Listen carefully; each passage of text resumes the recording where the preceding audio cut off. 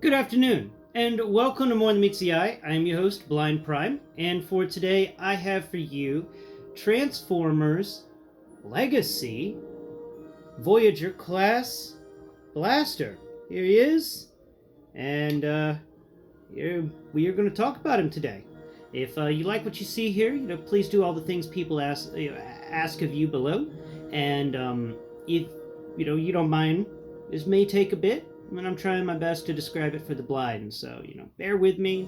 Look away from the screen, keep your ears out, and we'll go into it. So here is Blaster. His feet are a little stiff, so you have to kind of my hand move them around a bit so that you can get a good standing position for the guy. He is a really nice figure, and I can't wait to talk to you about him. But first, I want to talk to you about the packaging. Now, Legacy packaging is different, and it's not good different. Okay, I heard they were going to be cutting a hole out of it, and I assumed the hole was going to be much smaller than it is. The hole is so large, it destroys the structural integrity of the box.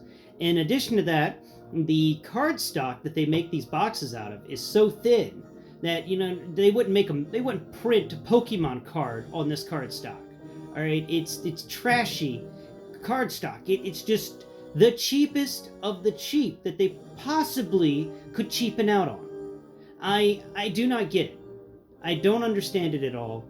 I get that you want to move to an eco-friendly, green style packaging, and the Golden Disc collection showcased that style of packaging very well. You had that entire box painted up, and there were no cutouts.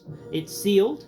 It was sturdy. It was made of something thicker. Even with a cutout, because of the thickness of that box, it wouldn't just crumple in your hand if you squeezed it too tightly. I got mine in the mail, and all the edges were punched in, and it was flimsy. It was trashy. It's the worst Transformers box that I've come across in ages. And I want you guys to know that. Tell Hasbro. Go to Twitter. Go to @Hasbro and yell at them about these boxes. They can't produce boxes like this. I get the whole saving the environment and make it out of cardboard, because cardboard is biodegradable, but give us a thicker grade of cardboard. Don't charge us $24, $34 to $55 for something and have it in just the cheapest. You could have just put it in a paper bag for as good of a deal as that box is. A paper bag would have done a lot better for the environment than that box. And you would have done your cost cutting measures. If you're going to cut costs, then just cut costs already. Don't just do this half cutting costs thing that you're doing. This, oh well, we're going to try, but then we're going to showcase about how badly it can be, instead of showcasing how amazing it can be. And then everyone's going to call for the plastic to be back in the packaging. And then we're going to go, oh, but we tried to give you eco-friendly packaging and you balked about it. And it's like, there's a right way and a wrong way to do things. And the Legacy packaging is the wrong way to do things.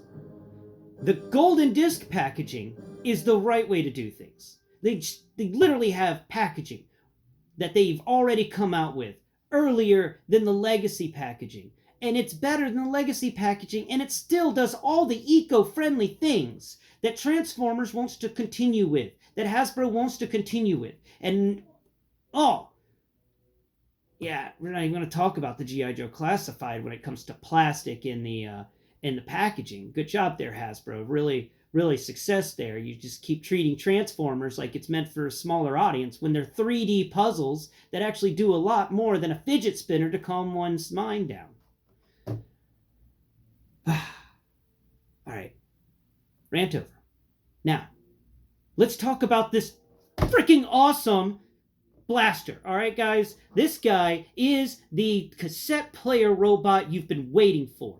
I don't know about you, and I'm going to definitely talk about the other two. And we're going to have a, mold versus mold kind of thing going on, where we'll bring out the Siege cassette player mold. We'll bring out the Earthrise cassette player mold, and then we'll bring out the Kingdom, and then in this case, Legacy cassette player mold. But the blaster's the same in Kingdom or Legacy, just like Astro Train was the same between Siege and Earthrise, and how Wheeljack is the same between Earthrise, is the same in the Buzzworthy Bumblebee line, and is the same in the Kingdom line, and is in the same in the Legacy line, and we could just continue. I'd throw that mold away, Hasbro. Nobody wants that Wheeljack. Stop it.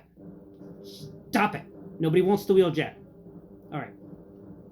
So, Blaster here is a truly awesome guy. I absolutely love the figure, and I know it's taken us a while to get to this guy, but I needed to get that out of the way. So, we'll talk about Blaster's really cool action effect first. Soundwave has got the little button on his shoulder, but Soundwave didn't really have an ability to press that button. They did not give him the articulation necessary to press the button, but they gave Blaster here a pointer finger that's kind of crooked, and it's pretty cool.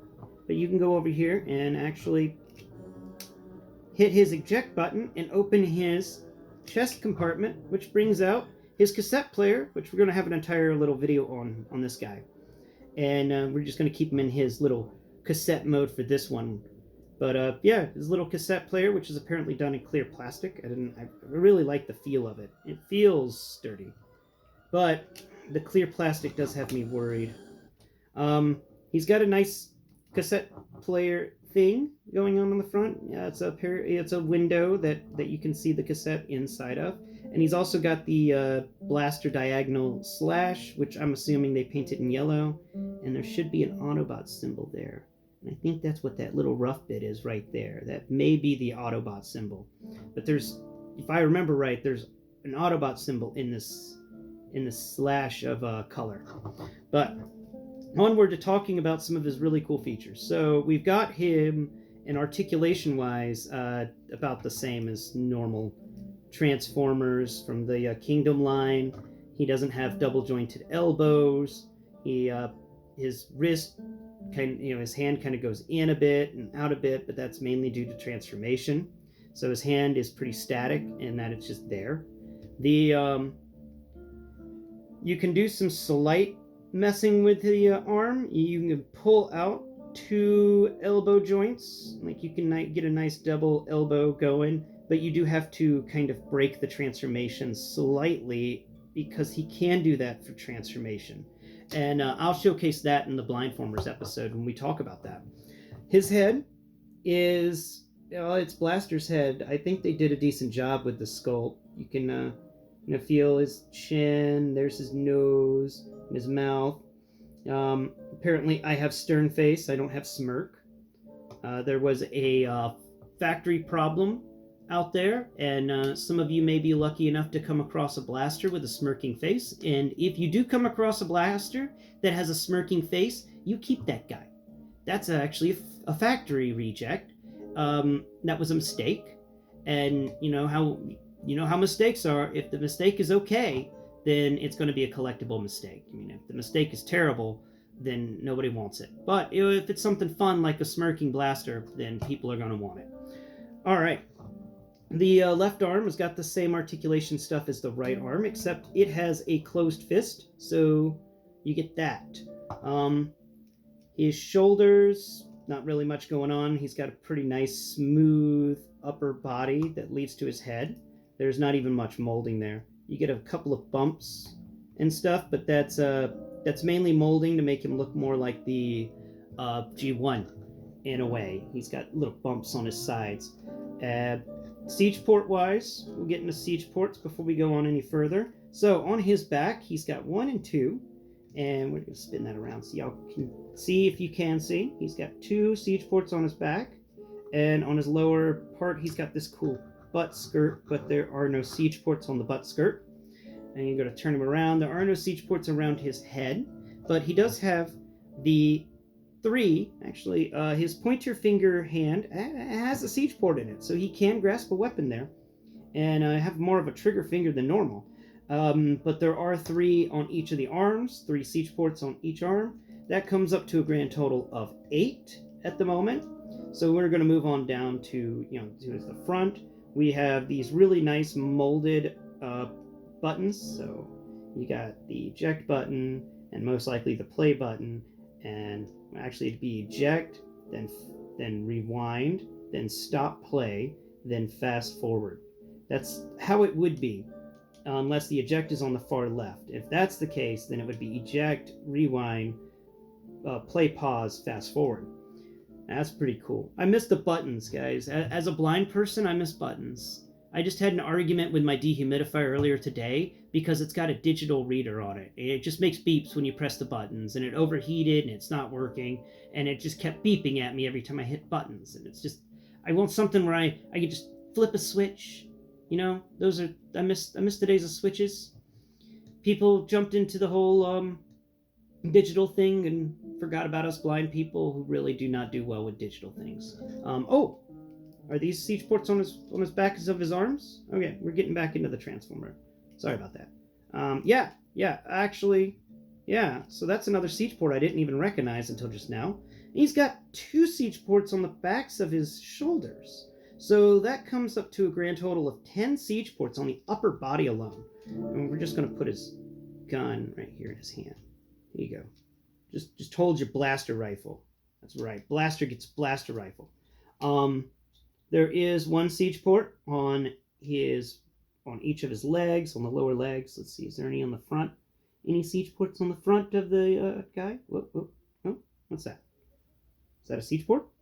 That's not a siege port, is it? Let's get the gun. So we're currently at 12 siege ports on blaster. It's wild. Nope. And nope. It pretends to be a siege port, but that's actually not a siege port. So that's 12 siege ports on Ratchet so far. Underneath his legs, we've got 1 siege port on each foot, making it a grand total of 14. 14 siege ports, man. You are up there in the rankings. I think the only ones who have more than you would be Hound and maybe one of the Optimus Primes. I'll have to really think. I need to do a list of who's got the greatest siege ports. Other cool effects. So we're moving down onto the lower legs. We've got his some nice texture of, I don't even know what that texture would be, but on the side here you can feel he's got this armor that runs up the side of his leg, which is actually the handle for his boombox mode.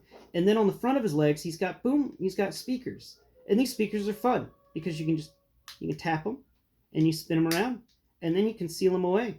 So he's actually got that little feature where, you know, in battle he doesn't want his speakers destroyed. He can hide them so that they don't get damaged. And then, you know, if he wants to make an entrance, play some crazy music. Boom, boom. He's got speakers. That's cool. I haven't heard anyone really talking about that, and I wanted to mention it to you guys. It's pretty amazing. I think those are pretty neat that these speakers can move around and just flip in place so that you get these little slotted armor pieces, or you get a speaker. And his legs do not have double jointed knees, sadly, but they do have some very, very tight joints on these knees. This guy is really, really cool. His feet are really neat. They're just regular feet, but they feel really cool, and they have an amazing tilt to them. There's really good ankle tilt there, and the toes can come up slightly, but that's the problem with like Black Zerk that we talked about. The toes come up for transformation, so that does make it where sometimes they can get popped up by accident. But they did try to fix that in Blaster and make this toe really difficult to move up or down, and that's really nice. So there's actually, the toe is on its own ratchet. So you can ratchet it once so it stands at a 45-degree angle, or you can ratchet it twice and close it into the foot. And then you can have difficulty getting it out of the foot. Ah, crud. Nuts. So, oops. Oh, wait. This is how you get it out of the foot. So you tilt the foot, and there it goes. Okay, cool. You can't just pull it out with your fingers. I forgot about that. All right. Anyway, guys, this is Blaster from Transformers Legacy. I say it's a must-own. It's a must-get. If you're a fan of any of the cassettes, if you're a fan of Blaster, get him. He's Now you have two options. You either have the Kingdom or the Legacy, and this is the best blaster I've ever seen. And I'm going to bring out the old blaster that I have, because I have the big boombox style blaster. And I need to bring him out one day whenever I'm talking about blaster. Probably a YouTube short to showcase the difference in between them. But this is a high quality figure. He's got some girth to him. He's got some weight to him. He's got a couple of cool action figures that you wouldn't expect. And he comes with a cassette. And, you can't beat that. You can't beat that at all. It is a good figure. It's a must own for anyone in the Transformers collection. And after all, if you have a sound wave, you need a blaster. That way, blaster can say, "No way, two can play." I hope you've enjoyed the show. Please tune in next time in the Blindformers episode, where I'll be teaching you how to transform Blaster here from his robot mode to his cassette mode. Bye bye for now.